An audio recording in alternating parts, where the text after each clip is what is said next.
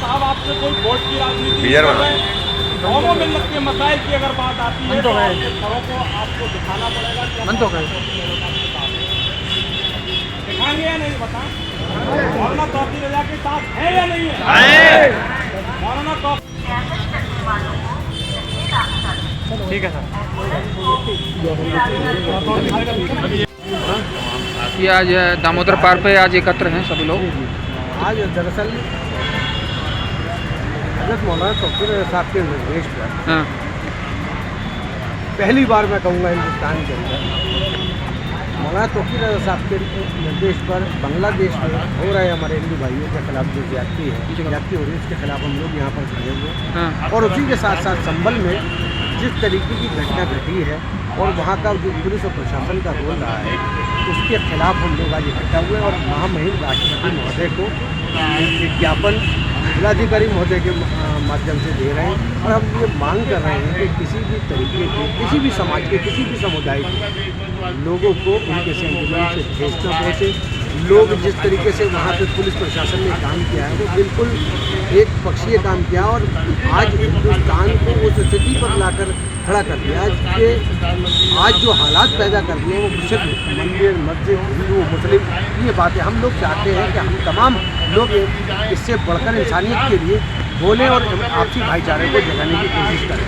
हम ये नहीं हरगिज़ नहीं चाहते हैं कि यहाँ पर जो यहाँ पर मुस्लिम कम्युनिटी हिंदुस्तान के अंदर अल्पसंख्यक है और बांग्लादेश में हिंदू समाज के लोग अल्पसंख्यक है। तो हमारा देश और विदेश दोनों के लिए ये मांग है राष्ट्रपति महोदय से कि कोई ऐसा कानून प्रस्ताव पास किया जाए जिससे कि ये नफरती जो चीज़ें बोई जा रही हैं और इसमें आने वाली नस्लों का बहुत बड़ा नुकसान हो रहा है हम उसके खिलाफ एक मुहिम चलाएँ।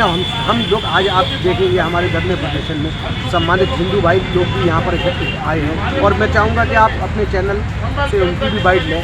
तो ये जो एक नफरत का माहौल है हमारी कोशिश है और हज़रत मौलाना तौकीर रजा साहब की हमेशा ये कोशिश रही है कि हम इस नफरत के माहौल को ख़त्म करके इंसानियत का माहौल पैदा करें एक दूसरे के दिलों में। जो हमारी पहले आपने देखा होगा हिंदुस्तान सोने की चिड़िया कहा जाता था, खाम में नहीं कहा जाता। सीधा सा मतलब ये था कि हिंदुस्तान की दो आंखें जिसे हिंदू और मुस्लिम के नाम से जाना जाता था आज वो दो आंखें अलग कर दी गई हैं। आज इस नफरत की बुनियाद का आलम ये हो गया कि बांग्लादेश और करीब के देशों में भी इस तरीके की अप्रिय घटनाएं घटित हो रही हैं। हम इसे राष्ट्रपति महोदय को विज्ञापन दे रहे हैं। हम इस गुजारिश उनसे कर रहे हैं कि इस पर तत्काल किसी भी तरीके से ऐसा कानून लाकर इस पर रोक लगाई है जिससे कि इस तरीके की व्यवस्था देश और समाज में न फैले। ठीक साजिद सकलैनी के नेतृत्व में यहाँ पर ज्ञापन देने आए हैं और हमारी मेन मांग जो है वो आपने अभी सुना भी फिर भी मैं बता दे रहा हूँ कि जिस तरीके से एक ही समाज एक ही समुदाय के साथ जिस तरीके से हिकारत की जा रही है जिस तरीके से उसके साथ जुल्म सितम ढाया जा रहा है उसके ऊपर वो कतई काबिल बर्दाश्त नहीं है। और आज हम ये बात इस वजह से कह रहे हैं कि आज हम इस ज्ञापन के माध्यम से राष्ट्रपति महोदय को जिलाधिकारी द्वारा अवगत कराने के लिए आए। लेकिन अगर स्थिति यही बनी रही और हालात ऐसे ही रहे तो मैं नहीं समझता हूँ कि दूसरा समाज अपने दिल में इस चीज़ को दर्द लेकर रह पाएगा या नहीं रह पाएगा। ठीक है।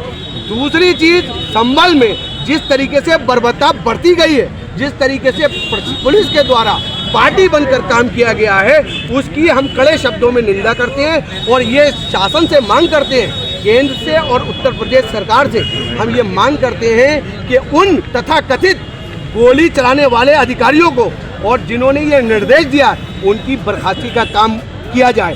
क्योंकि हम ये हरगिज़ नहीं चाहते हैं कि हमारी हिंदू मुस्लिम जो दो आंखें हिंदुस्तान के लिए आज से जब से भारत आज़ाद हुआ है जब से हिंदू मुस्लिम दो आंखें लेकर साथ चल रहे हैं। लेकिन क्या वजह है कि ये इस तरीके की संभल में घटना की गई जिससे कि 7 नवयुवकों की जान गई और आज भी संभल में और आज भी ये आलम हो गया है। आज भी हालत ये पैदा हुए हैं कि वहाँ पर पुलिसिया कार्रवाई के खिलाफ पुलिसिया अपनी कार्रवाई के लिए वहाँ के लोगों को परेशान कर रही है वहाँ पर मुकदमों में उसमें इन्वॉल्व कर रही है। ये इत्तेहाद मिल्लत कौंसिल कतई बर्दाश्त नहीं करेगी। अगर इसी तरीके से हालात पैदा होते रहे तो इत्तेहाद मिल्लत कौंसिल बरेली से लेकर संभल तक एक पैदल मार्च निकालेगी और बताएगी शासन को कि भाई अब सब्र का इंतहा हो गई, अब हमसे ज़्यादा सब्र नहीं कर सकते। आपने अभी पार्टी का नाम लिया, किस पार्टी की बात?